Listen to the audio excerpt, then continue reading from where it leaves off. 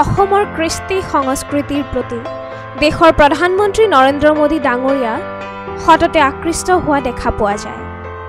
কেৱল অসমৰ প্ৰতিয়েই নহয়, বিভিন্ন ঠাইৰ থলুৱা কৃষ্টি সংস্কৃতিৰ প্ৰতি প্ৰধানমন্ত্ৰী দেৱৰ আন্তৰিকতা সদায় লেখত ল'বলগীয়া।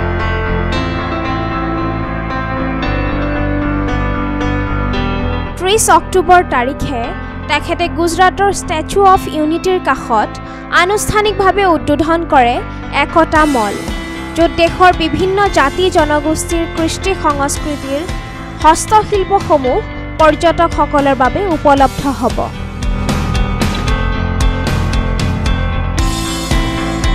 দেশৰ এই বৈচিত্ৰ্যময় সম্পদসমূহ সংৰক্ষণ কৰাত তথা সম্পদসমূহৰ বাণিজ্যিক দিশ সম্প্ৰসাৰণত একতা মলে গুৰুত্বপূৰ্ণ ভূমিকা গ্ৰহণ কৰিব।